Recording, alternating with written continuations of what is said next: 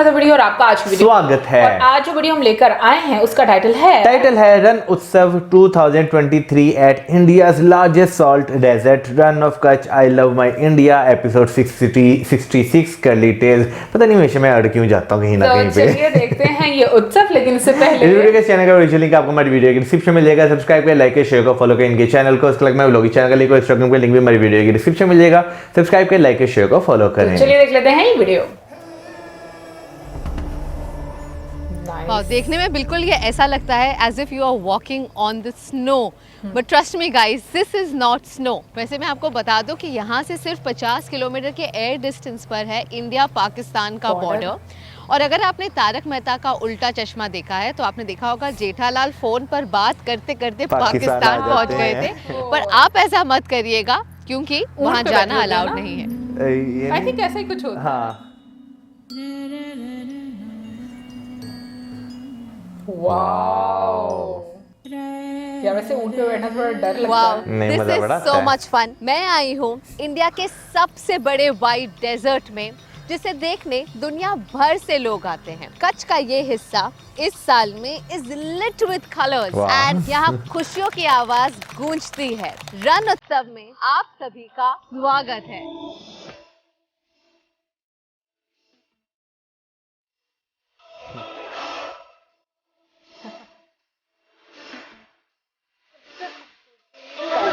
सही बात है। वाओ। केम छो गुजरात। मजामा। इस बार मैं आई हूँ भुज एयरपोर्ट पर क्योंकि रण उत्सव जाने के लिए सबसे नज़दीकी एयरपोर्ट यही है। यहाँ से रण उत्सव है अबाउट 85 किलोमीटर्स और ये सफ़र हम पूरा करेंगे in just about 1.5 hours. So fasten your seat belt and travel with me to the Rann उत्सव।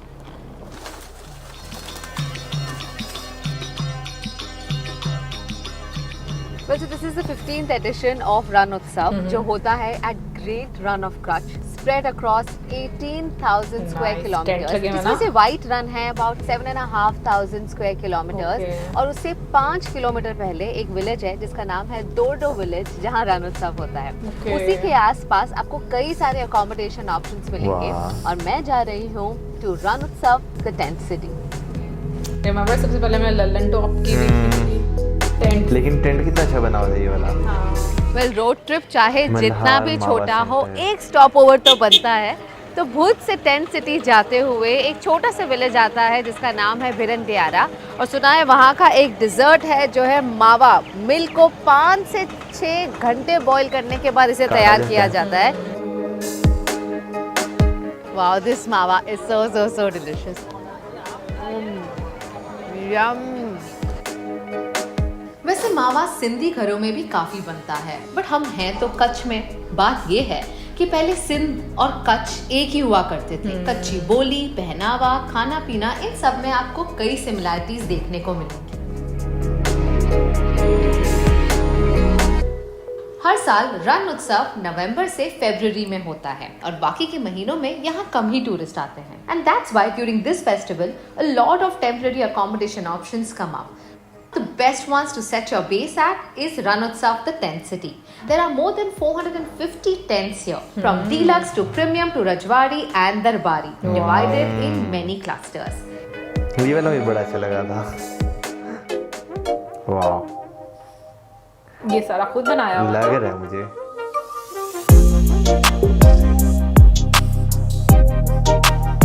वेल, यहाँ आए सभी गेस्ट का बड़े ही धूमधाम से कच्ची स्टाइल में वेलकम किया जाता है। And time now to visit my tent which is called रजवाड़ी।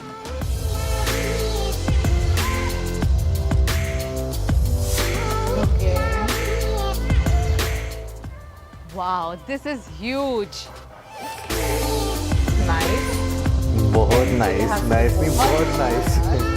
वाह, सिटिंग भी एरिया भी बनाया मैंने। अच्छा, एसी भी लगा हुआ था। लेकिन मेरे ख्याल में डेजर्ट में रात को ठंड होती होगी ना जरा। हाँ, रात को शायद होती हो, लेकिन लग नहीं रहा हूँ ठंड है, क्योंकि देखे लोगों ने normal. There's also a shopping area, souvenir shop, and a live demonstration of Kutch art. अच्छा, छापा छापा प्रिंट। I am अरे trying my हाँ, hand at इसको block block printing printing and बोलते हैं। creating Ajrak art. And as you know, Kutch Ajrak। is so rich in its art and culture. अलग-अलग तरह का यहाँ पर आर्ट है जो बहुत ही पॉपुलर है इन Sindhi and Kutchi community.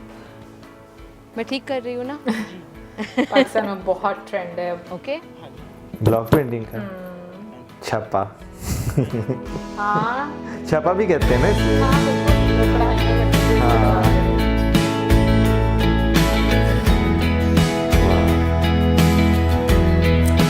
Gujarati culture बहुत है, राजस्थानी बहुत होता है, रणोत्सव सारी में अच्छी- सबसे अच्छी इवनिंग स्पेंड करने के लिए बेस्ट स्पॉट है द रन ऑफ कच्छ या तो व्हाइट डेजर्ट। ओके, रण उत्सव।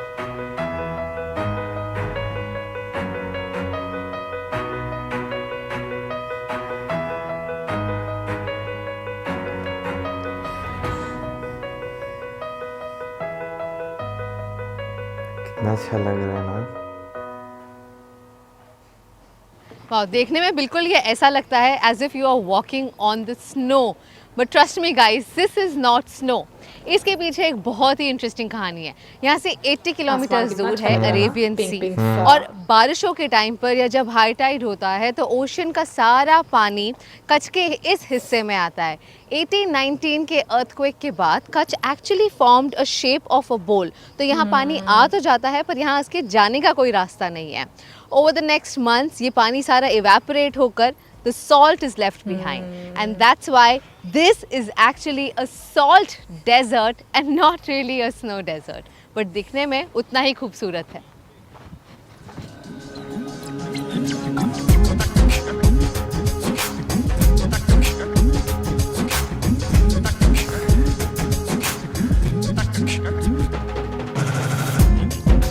वैसे मेरे कैमरे बहुत इनोसेंट लगते हैं। यहाँ आकर आप सिर्फ यहाँ की खूबसूरती ही नहीं बल्कि काफ़ी सारी एक्टिविटीज़ भी इंजॉय कर सकते हैं, like cycling, paramotoring, ATV riding rather, और कैमल राइडिंग, हॉर्स राइडिंग। तो काफ़ी कुछ है यहाँ करने के लिए। थोड़ी स्लो नहीं चल रही बाइक साइकिल? मुझे लग रहा है, सॉरी, वो स्लो चला रहे होंगे। मुझे ऐसा लग रहा है थोड़ी दिक्कत आ रही है इसको चलाते हुए।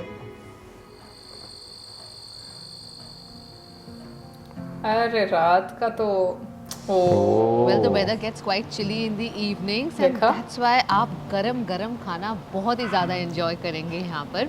The thing about Tent City is that all the packages here are all inclusive. All 3 meals of the day, ये भी also अच्छा। high tea, everything is included. I am in the VIP dining hall and there's an amazing spread of delicious delicacies. Like यहाँ what? और भी 2 dining halls है, पर चाहे आप जहाँ भी जाएं, खाना आपको ज़बरदस्त मिलेगा।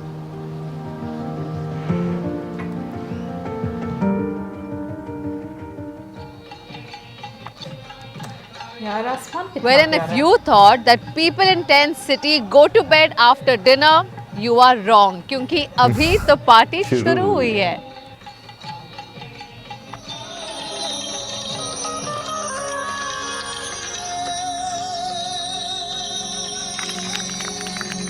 And if that's not enough, you can also spend your night by stargazing. Wow! ये बड़ी चीज है ना। Good morning from the Tent City. Well, it's a very special morning because today I am going to fly over the great run of Kutch and the Tent City. अब आप सोच रहे होंगे, how am I going to fly? Well, as you can see, my paramotor is parked right there and I am going to be paramotoring in Gujarat for the first time. तो चलो।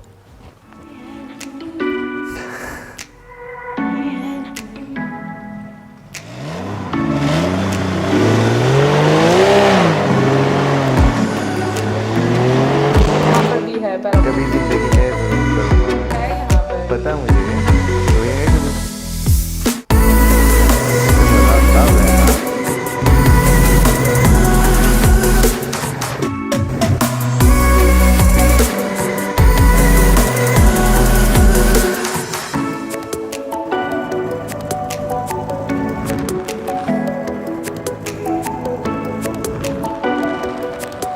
अच्छा वैसे ये पैराग्लाइडिंग से काफी बेहतर है। करना पड़ा। Wow, that was quite an experience. बिल्कुल ऐसा लगा जैसे मैं कोई FPV ड्रोन हूँ who is just gliding through the Great Run of Kutch as well as the tent city. Must do when you are here. But that's not all. Even at the tent city, you can indulge in an array of adventure activities at the Skyzilla. From ziplining to archery to zorbing, there is something for everyone. Well, Ranotsav, the tent city, is not just here for accommodation or only providing you tents. It's an experience in itself. You can spend a day at the clubhouse or indulge in activities at the Skyzilla or even rejuvenate yourself at their spa. ये मजे का है।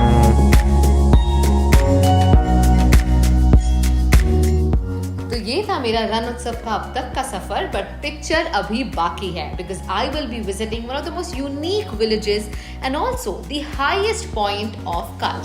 So watch out for the next episode.